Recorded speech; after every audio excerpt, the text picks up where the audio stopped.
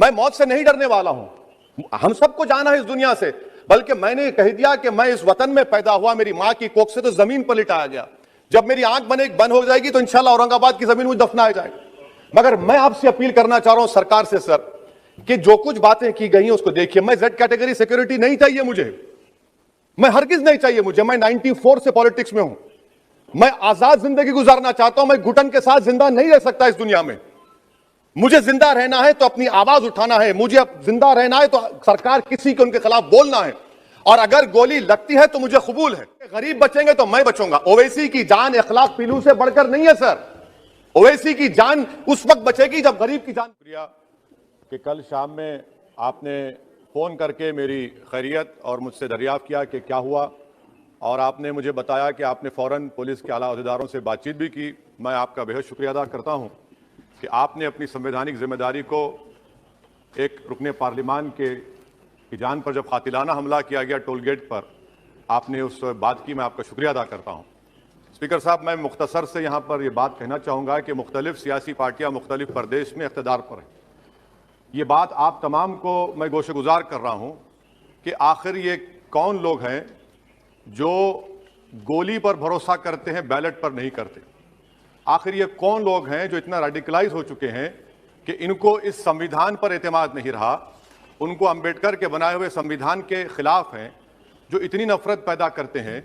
आखिर ये कौन लोग हैं? मैं इसको सियासी गुफ्तगू नहीं करूंगा, ये सबके लिए छोड़ रहा हूं, क्योंकि जहां तक मुझे मालूम कि मैं 2 मरतबा का विधायक हूं, 4 मरतबा का सांसद हूं, और अगर इस तरह से अगर राजनीति आगे बढ़ेगी कि टोल गेट पर गाड़ी रुकती है और 4 राउंड गोलियां चलाई जाती हैं, आखिर इन नौजवानों को ये कैसे रेडिकलाइज हुए? और मैं सरकार से पूछना चाहता हूं कि क्या उन्होंने ये रेडिकलाइजेशन सैयद कुतुब की किताब पढ़कर रेडिकलाइज हुए, अब्दुल्ला अज़ाम की किताब पढ़कर रेडिकलाइज हुए, या अयमन अल ज़ोहरी की किताब पढ़कर रेडिकलाइज हुए? इसीलिए मैंने सरकार से 2015 में कहा था कि इंटरनल सिक्योरिटी डिपार्टमेंट MHA में, उसमें तमाम मजाहिब के लोगों का एक काउंटर रेडिकल सेल बनाइए आप। और सर, ये रेडिकलाइज हो चुके हैं तो भारत की इससे राइट विंग कम्युनिज्म और टेररिज्म बढ़ेगा। मैं आपसे अपील कर रहा हूं कि जो गलती NDA 1 में की थी, आप वही करने जा रहे हैं। आपको नुकसान होगा, आपकी सरकार को नुकसान होगा, देश को तो, देश की सालिमियत को खतरा तो पैदा हो रहा है। सर, मैं आपके जरिए से सरकार को यह भी बताना चाहूंगा कि जिन लोगों ने ये रेडिकलाइजेशन किया है, आप इस पर गौर करिए, इन पर UAPA क्यों नहीं लगाते आप? अगर कोई स्पीच देता है, अगर कोई फेसबुक पर किसी क्रिकेट मैच पर किसी टीम की तायीद करता है तो UAPA लगता है। एक सिटिंग MP के ऊपर UAPA नहीं लगेगा सर। मैं सरकार पर छोड़ता हूं। सर, चौथी बात यह है कि रेडिकलाइजेशन की जब बात होती है, हमने यहां पर कांग्रेस के बड़े नेता से सुना कि 2 भारत हैं दौलत के एतबार से। नहीं सर, भारत की दौलत मोहब्बत है। भारत की दौलत पैसों की दौलत नहीं है, भारत की दौलत मोहब्बत है। हां, 2 भारत हैं, एक मोहब्बत पर जो पिछले कई बरसों से आबाद है, और एक नफरत पर भारत बन रहा है।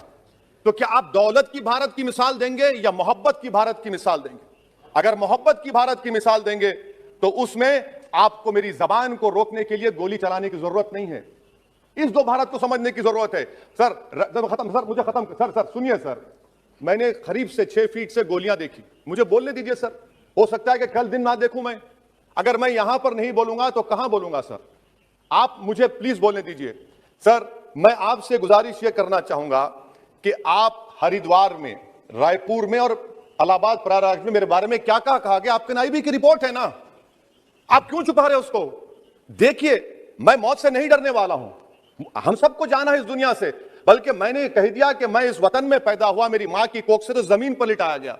जब मेरी आंख बंद हो जाएगी तो इंशाल्लाह औरंगाबाद की जमीन मुझे दफनाया जाएगा। मगर मैं आपसे अपील करना चाह रहा हूं सरकार से सर, कि जो कुछ बातें की गई हैं उसको देखिए। मैं जेड कैटेगरी सिक्योरिटी नहीं चाहिए मुझे, मैं हरगिज नहीं चाहिए मुझे। मैं 94 से पॉलिटिक्स में हूं।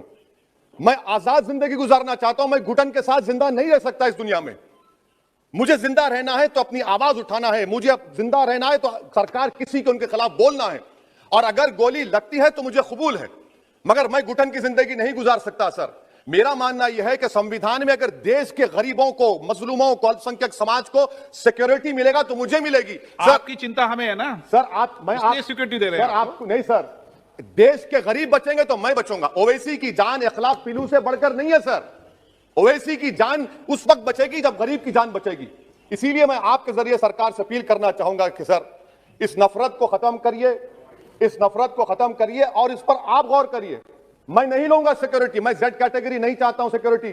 मुझे ए कैटेगरी का शहरी बनाइए आप, मुझे एक कैटेगरी का शहरी बनाइए ताकि मेरी और आपकी जिंदगी बराबर हो। जब देश के प्रधानमंत्री पर सिक्योरिटी ब्रीच हुआ, अपोजिशन की तरफ से मैंने कहा था कि गलत हुआ, सब सेकुलर पार्टी के लोगों ने कहा कि ओवैसी तुम क्यों बोले, तुम क्यों बोले। मैंने कहा नहीं, देश का प्रधानमंत्री मेरा है, सिक्योरिटी ब्रीच हुई तो एक्शन लेना चाहिए। मगर 4 मर्तबा के एमपी पर कोई 6 फीट के फासले से 4-4 गोली चलाता है। मुझे मौत है, हम सबकी मौत है, मगर मैं इन गोली चलाने वालों से डर कर खामोश नहीं बैठने वाला हूं। और मैं दुआ करता हूं कि उत्तर प्रदेश में पुरअमन पोलिंग होगी इंशाअल्लाह। उत्तर प्रदेश की जनता गोली चलाने वालों का जवाब बैलेट से देगी, नफरत का जवाब मोहब्बत से देगी और कमजोरों को दबाने का जवाब हिस्सेदारी से देगी। मेरी आपसे गुजारिश है सर कि मुझे जेड कैटेगरी नहीं चाहिए, मैं रिजेक्ट करता हूं। आप इंसाफ करिए सर, उस पर यूएपीए लगाइए। और इनके दिमाग कौन है?